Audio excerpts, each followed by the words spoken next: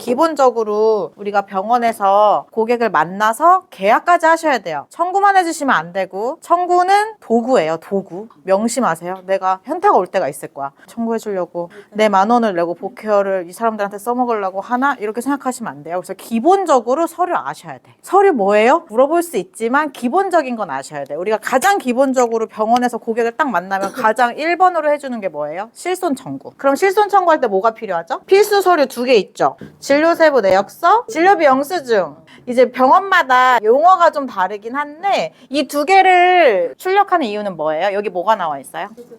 무슨 치료를 받았는지, 이 사람이 급여 항목에서 뭘 치료받았는지, 비급여에서 뭐 항목 받았는지, 그거에 대한 수가에 대한 금액은 얼마인지, 그것 때문에 이거 2개를 떼는 건데, 여기서 이제 응용만 하면 돼, 플러스만 하면 돼. 이거는 기본이고, 만약에 이 고객 보장 분석을 딱 깠는데 입원을 했어. 근데 입원비 일당이 있어. 그럼 뭐 청구해야 돼? 입퇴원 확인서. 근데 때에 따라서 최초 청구이거나 질병이 좀 설명이 돼야 될 것 같아. 그러면 진단서가 필요할 수도 있어요. 입퇴원 확인서. 그 다음에 필요에 따라서 진단서 혹은 초진기록지. 우리 이제 막 대학병원에 들어가는 건 아니니까 초진기록지까지는 필요 없어도 진단서는 필요할 수도 있다. 질병명에 한해서.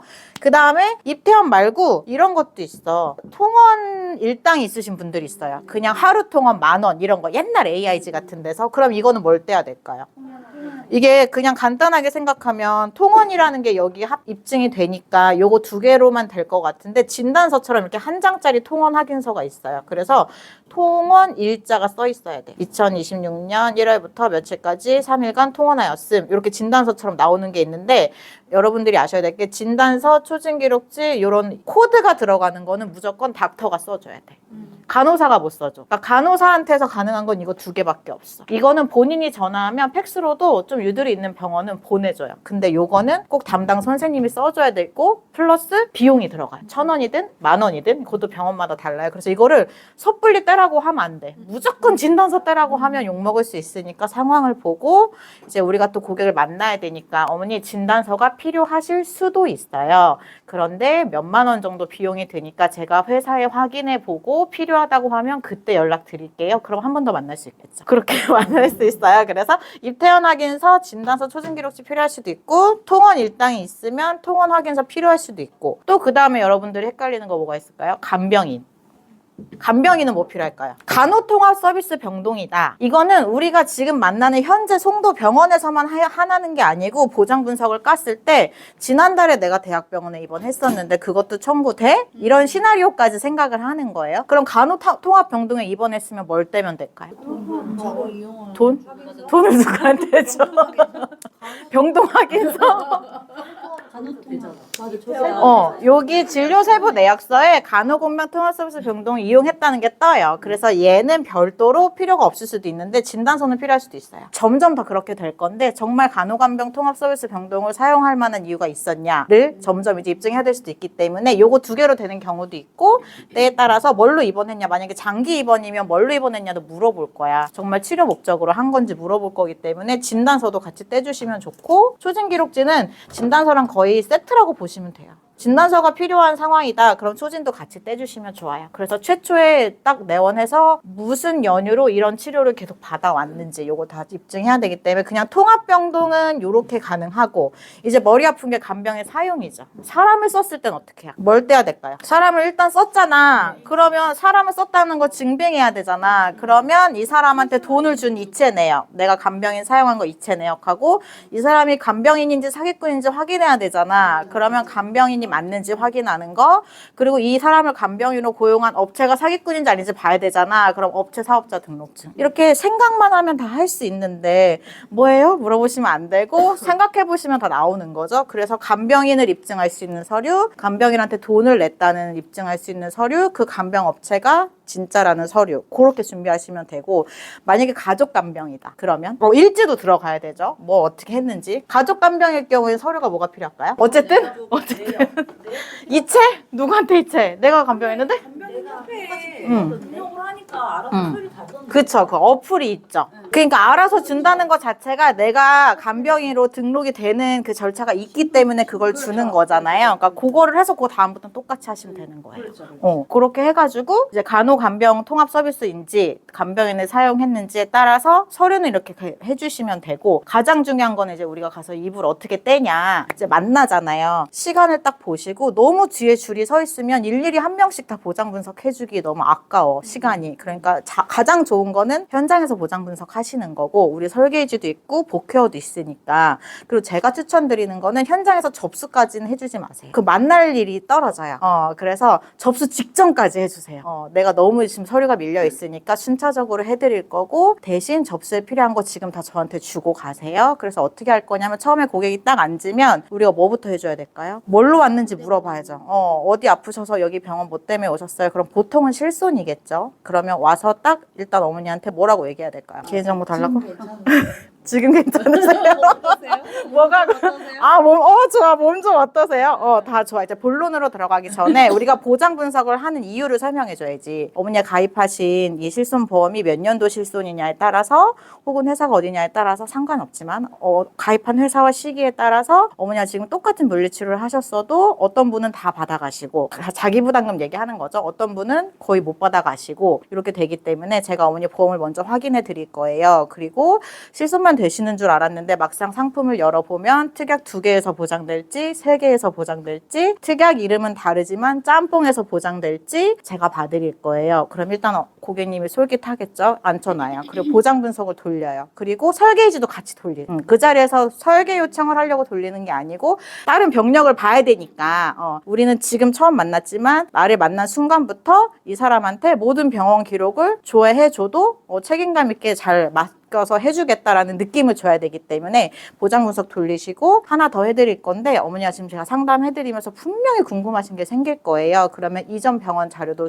궁금해 하실 거기 때문에 그것도 같이 받을게요. 혹은 상담한 다음에 설계이지 받으셔도 돼요. 순서는 상관없어요. 그래서 보장 분석을 먼저 돌리고, 보면서 가장 먼저 뭘 먼저 봐야 될까? 실비 먼저 봐야지. 실비가 있는지 없는지. 실비가 없이 않는 사람도 있을 거야, 분명. 있어. 그러면은 실비가 있는지 없는지 봐주고, 없으면 왜 없는지 물어봐야 돼. 근데 사연이 다 있어. 처음부터 없는 사람도 있고, 젊은 청년들은 없을 수도 있어요. 그리고 있었는데 해지한 경우도 있으면 살짝 삶의 그 슬픔을 들어줘. 왜 없어졌는지, 사업을 망했는지, 이혼했는지, 어쨌는지 들어주고, 실비가 있어? 잘했어. 일단 박수 쳐줘. 잘하셨어요. 그러면 어머니 실비가 여기서 얼마나 보장되시는지 봐드릴게요. 그리고 이제 보는 척을 해요. 그리고 복케어로도 보실 수 있잖아요. 그래서 다 창을 열어놓고 실비 여부를 보고, 그 다음에 실비에서 어느 정도 나갈 것 같아요, 어머니. 그러면 다른 특약 있는지 봐드릴게요. 다른 특약 없는지. 그리고 실손은 뭐 여러 가지 우리가 할 수 있죠. 직장 실비 있는 사람도 있을 수 있고, 실비가 반토막만 있는 사람도 있을 수 있고, 갱신돼서 보험료가 많이 오르는 게 불만인 고객이 있을 수도 있고, 그리고 4월 달에 우리가 또 실손 개정 이슈가 있으니까 그거에 반해서 잘 돼 있는지 또 점검 잘 하셨다 얘기할 수도 있는 거고, 다른 특약을 봐줘. 그리고 청구할 게 있어. 그러면 그 병원에서 뗄 수 있는 거는 현장에서 다 떼시면 되고, 그리고 일단 서류를 받아요. 그리고 뭐 받아야 돼요? 그러니까 보장 분석 전에 받아야 되는 서류. 일단 보장 분석을 해줬어. 다 해주고 나서 어머니 제가 청구해드릴 거예요. 그럼 서류 뭐뭐 받아야 돼요? 일단 동의서에 서명을 받아야죠. 본인이 청구하는 게 아니기 때문에 이거는 행위 자체에 의미가 있는 거예요. 동의서를 받으세요. 동의서. 만약에 이거를 내가 전보험사 동의서를 가지고 다닐 수가 없잖아. 그럼 그냥 기본 양식으로 가지고 다니세요. 똑같이. 거기 들어가는 정보는 똑같잖아. 이름, 주민번호, 계약자 누군지, 피보험자 누군지, 그리고 계좌 정보. 동의서를 통해서 받아야 될 거는 그 사람의 사인이 아니고 계좌, 그리고 신분증.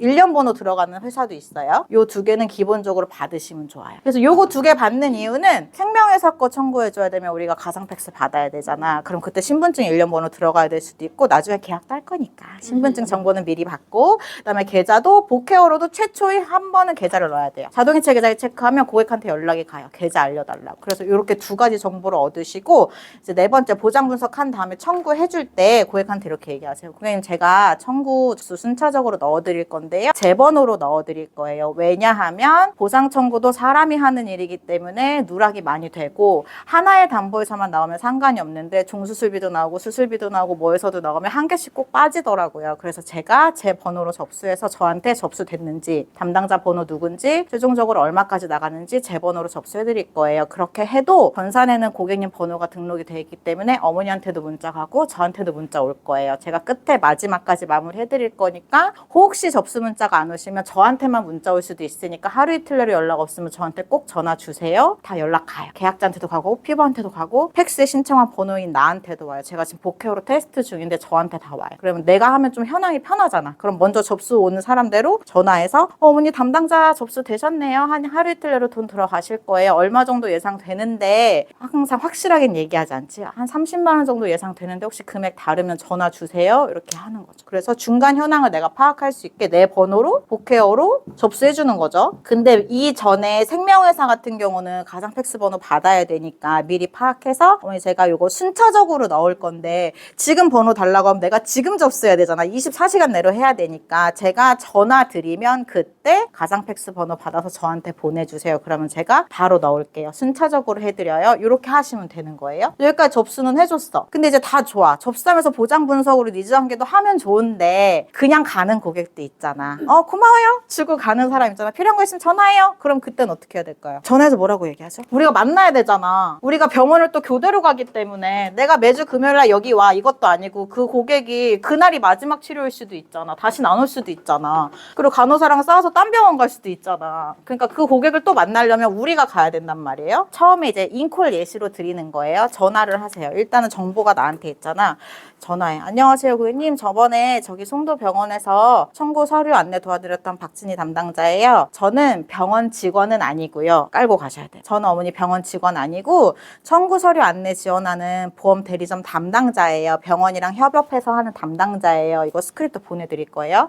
다름 아니라 제가 청구 진행하면서 어머니 보험을 좀 봤는데 놓치기 쉬운 보장이나 서류가 한두 개 있어서 10분만 확인해 드리려고 하는데 시간 언제 괜찮으세요? 가볍게 라이트하게 요 정도로 해서 만약 고객이 그래요 뭐 빠진 거 있어요? 그럼 이제 만나서 얘기하는 거고 이제 여기서의 포인트는 내가 병원 직원이 아니라는 걸 이제 어필하는 거고 나는 병원이랑 제휴해서 병원에 있는 환자분들을 조금 더 보험 혜택 잘 받으실 수 있게 해드리는 담당자다. 왜냐하면 그냥 병원 창구 직원으로 알면 내가 보험에 대해서 좀 지식이 떨어진다고 인식하실 수도 있으니까 제가 확인해보니까 어머니 보험으로 더 잘 받으실 수 있는 담보들 몇 개 빠진 거 있으시던데 한번 확인해 드려도 될까요? 하고 전화하시는 거 1번. 그다음 두 번째 청구 후 이제 확인하는 거지. 고객님 청구 접수 잘 됐고요. 됐고 요런 케이스는 가끔 추가 서류를 요청하는 경우가 좀 왕왕 있어서 옛날에는 그냥 주면 해줬었는데 요즘엔 좀 보완 서류를 요청하는 경우가 있어서 제가 보장 항목이 어머니 주시는 서류에 따라서 추가적으로 혜택을 보실 수 있는 담보가 생기실 수도 있거든요. 예를 들면 통원 그 확인서 같은 경우죠. 진료 세부 내역서만 냈는데 확인해 봤더니 통원 일당이 있는 거야. 내가 잘못 봤을 수도 있잖아. 그러면 그런 거 이제 설명하면서 추가적으로 받아야 되는 서류가 있을 수 있어서 요거 있는지만 정리해 드리려고 하는데 내일이나 모레 중에 언제 괜찮으세요? 요렇게 청구 확인형으로.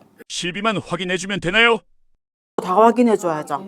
처음엔 실비를 확인해주고 실손 청구해드릴 건데요. 잠시만요, 어머니. 이런 경우에 수술비가 있으시거나 다른 통원 치료비가 있으신 분들은 추가로 더 받아가시거든요. 그러면서 보장 분석을 하면서 어떻게 하냐면 지금 현재 고객님이 받을 수 있는 담보가 아니더라도 실생활에서 좀 잘 받을 수 있는 담보를 언급해 주시는 거죠. 이런 경우에는 예를 들어 허리 디스크로 시술하시면 여기서 수술비 받으실 수 있는데 혹시 예전에 디스크 하신 적 없으세요, 어머니? 한번 확인해 드려 볼까요? 그리고 이제 그 설계지 여는 거죠. 그리고 고객이 술술 얘기하면 땡큐고 그래서 얘기하면 이런 것도 받으실 수 있어요. 아니면 건강할 수도 있잖아요. 그러면 이렇게 얘기하는 거죠. 고객님 요 담보 같은 경우에는 나중에 이런 걸 시술하시면 받으실 수 있어요. 근데 담보명이 이렇게 되어 있어서 모르실 수도 있기 때문에 이런 거는 한번 설명 들으시는 게 좋아요. 그리고 없는 담보도 얘기해요. 저는 어머니 요즘 유행하는 독감 진단비 없으시네요. 요즘 독감만 걸려도 20만 원씩 받는데 이런 거 보험료 1,000원밖에 안 하는데 이런 거는 왜 가입 안 하셨어요? 그냥 이제 보장 분석하면서 남들이 남들이 많이 받는 담보도 얘기하고 너가 받을 수 있는데 놓친 거 혹은 중대한 질환이면 중대하다고 얘기해요. 어머니 이거는 정형외과를 10년을 더 다니셔도 절대 못 받는 담보예요. 이렇게 얘기하셔도 되잖아요. 그래서 보장 분석을 전반적으로 받으리되 실손을 너무 깊게 파고 들어가면 우리가 너무 곤란스러울 수가 있어.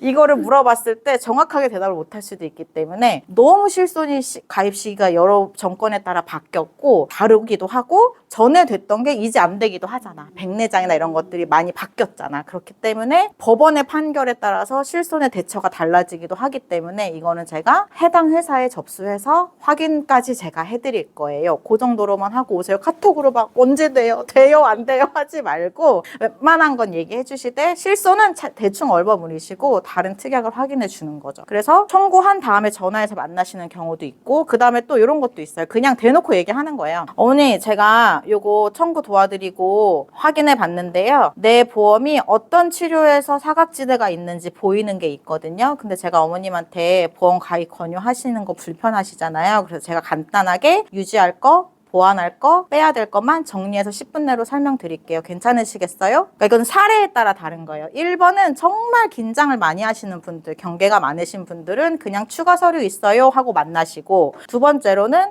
어느 정도 보험에 대해서 좀 관심이 있어. 아, 내 보험이 생각보다 별로였네? 이런 인식을 갖고 갔어. 그러면 어머니 제가 딱 확실하게 유지하실 거, 보완하실 거, 빼실 거 정리해드릴게요. 언제 시간 괜찮으세요? 그렇게 해서 일단 니장기를 열어놓고 만나시는 거예요. 기본적으로 저도 이제 나가봐야 알겠지만 하루에 우리가 고객 등록 한 5명 정도 한다고 하면 우리가 퍼미션 5개 배정받으면 몇 명 만나요 우리? 2에서 3은 만나죠. 운빨 좋으면 3까지 만나죠. 5은 못 만나도? 그럼 3명 만나면 계약 몇 명이에요? 0개. 일반적으로 한 명은 하잖아. 정상이면 하잖아. 한 명은 하잖아. 소개도 하잖아. 소개 빼고. 콧물 나왔어. 원고객 기준으로 한 명은 하잖아. 그럼 병원 고객은 이걸 내가 잘 DB화만 시키면 훨씬 좋은 거죠.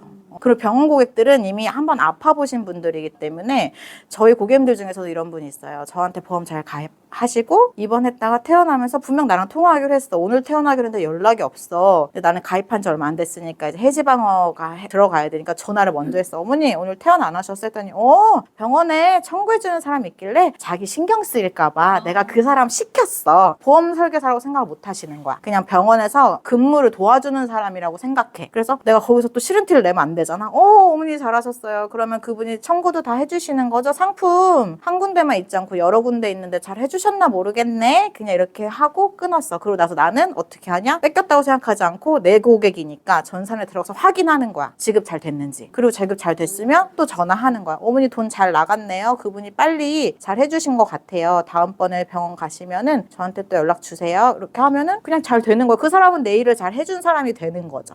근데 이제 우리는 반대 상황인 거니까 담당자가 해주지 못하는 걸 우리가 해줄 수 있어야 되는 거죠. 청구도 해드리고 어머니 이렇게 서류 떼실 때 실손 청구도 때에 따라서 진단서가 필요하기도 하고 필요 서류가 다르기 때문에 전문가한테 맡기셔야 돼요. 제가 이번에 청구해드리고 끝까지 잘 확인해 드릴 테니까 보시고 기왕이시면 똑같은 30만 원 내시는데 더 많이 받으시는 걸로 하시는 게 좋지 않겠어요? 그 보장 분석할 때 잘 푸시면 되는 거예요. 그래서 이번 달에 다 처음 나가시니까 이달의 목표는 내가 DB화를 얼마나 잘 시키느냐. 계약은 그 다음은 그냥 따라오는 거야. 그러니까 처음에서 다 하시려고 하시지 말고 당황하시지 말고 서류 받을 때 대신에 이런 거 있잖아. 신분증 받았어야 되는데 계좌 받았어야 되는데 다시 전화하지 말고 서류를 미리 세팅을 딱 해놓으시고 내가 필요한 거 다 받으시고 다 하시는 거죠. 설계이지는 웬만하면 현장에서 받으세요. 가고 나서 동인 인증해달라고 하면 안 되니까 현장에서 다 받으셔서 DB화를 순차적으로 가지고 오셔서 하다못해 너무 아프면 단기납 종신이라도 무진단으로 할 수도 있잖아. 그러니까 너무 아프다고 낙심하지 말고 내가 이달에는 이걸 좀 DB화를 잘 시켜서 퍼미션이랑 비교를 해보면 나쁘지 않을 수도 있다. 그리고 소개도 잘 하면 할 수도 있다. 그래서 그냥 보낸 고객은 제가 보내드리는 스크립트를 꼭 다시 만나시고 그리고 현장에서 보장 분석을 했어. 근데 보장 분석했다 그래서 2차가 잡히는 건 아니잖아요. 그러니까 어차피 전화는 하셔야 되는 거예요. 만나려면. 내가 청구 완료됐다고 증권을 갖다 줄 수 있는 것도 아니고 청구 완료된 확인서를 갖다 줄 수도 없잖아. 그러면 청구가 완료됐다고 전화를 하시면서 방문 약속을 잡으시는 거. 그게 이번 달의 미션이에요.